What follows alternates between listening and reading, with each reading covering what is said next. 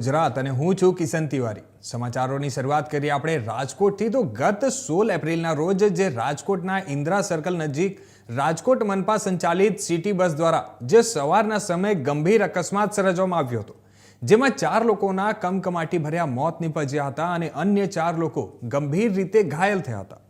જે બાદ ઉશ્કેરાયેલા લોકોના ટોળા દ્વારા સિટી બસ ડ્રાઈવરને ઢોર માર મારી અને સિટી બસ પર પથ્થરમારો પણ કરવામાં આવ્યો હતો, જેમાં સિટી બસ ડ્રાઈવર ગંભીર રીતે ઘાયલ થતા સિટી બસ ડ્રાઈવર શિશુપાલ રાણાને રાજકોટની સિવિલ હોસ્પિટલ ખાતે સારવાર અર્થે ખસેડવામાં આવ્યો હતો। સાથે જ રાજકોટ પોલીસ દ્વારા ઘટના અંગે ઝીણવટભરી તપાસ શરૂ કરવામાં આવી હતી અને ધરપકડનો સિલસિલો શરૂ કરવામાં આવ્યો હતો।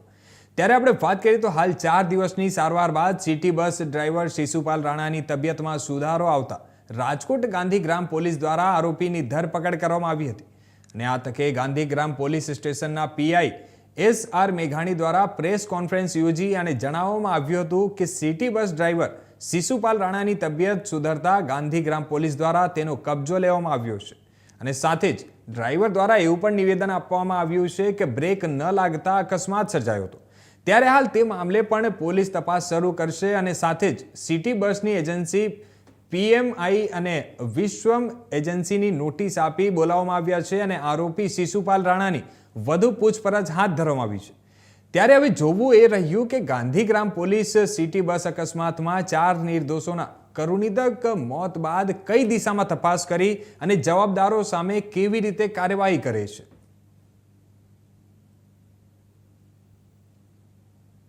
ડ્રાઈવરની ગઈકાલે 20:00 સાંજે ધરપકડ કરવામાં આવી છે અને ડ્રાઈવરનું નિવેદન લેવામાં આવેલું છે।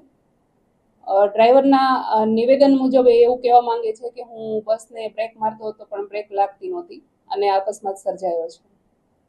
સ્પષ્ટપણે રિપોર્ટમાં સામે આવી ગયું છે કે બસમાં બ્રેક ફેલ પણ નહોતી અને બસ પણ 19 મહિના પહેલા જ લીધેલી હતી। યસ, પોલીસે શું ઇન્સ્ટ્રક્શન એમાં અમે બસનું પરીક્ષણ કરાવી લીધું છે આરટીઓથી।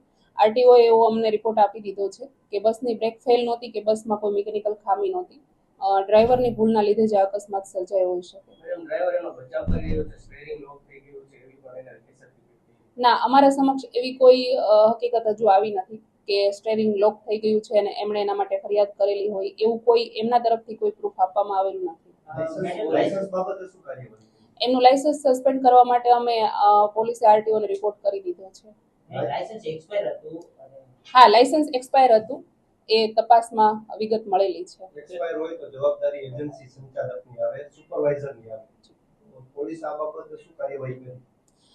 એજન્સીને અમે પોલીસ સમક્ષ હાજર રહેવા માટે નોટિસ આપી છે અને એજન્સી આજે અમારા સમક્ષ હાજર રહેવાની છે। ગુનો નોંધાઈ શકે છે કે કારણ કે ચોખ્ખી બેદરકારી છે, ડ્રાઈવર તો હાલો એની ઉપર તો ગુનો નોંધાયો કારણ કે કોન્ટ્રાક્ટ એજન્સી છે, એ લોકો તપાસ કરતા હોય છે અને પછી ત્યારબાદ બસ ડેપોમાં ડિલિવર કરે, ફિક્સ જવાબદારી એમની થાય। એજન્સીનું નિવેદન લીધા પછી ખ્યાલ આવશે, જો એમની બેદરકારી હશે તો ચોક્કસપણે કાર્યવાહી કરવામાં આવશે। એજન્સીના જે ડાંગર છે એમને બોલાવવામાં આવ્યા કે પૂછપરછ ના, એવું કોઈ પર્ટિક્યુલર નામ હજી ડાંગરનું કે એવું કંઈ આવ્યું નથી। અમારી પાસે વિશ્વમ એજન્સી જે આરએમસી તરફથી જેને કોન્ટ્રાક્ટ આપવામાં આવ્યો હતો એ પીએમઆઈ એજન્સી એ પેટા કંપની વિશ્વમને કોન્ટ્રાક્ટ આપેલો હતો, તો અમે વિશ્વમને અને પીએમઆઈના સંચાલકોને જે જવાબદાર માણસો છે એને નોટિસ આપીને પોલીસ સમક્ષ હાજર રહેવા માટે જણાવેલું છે।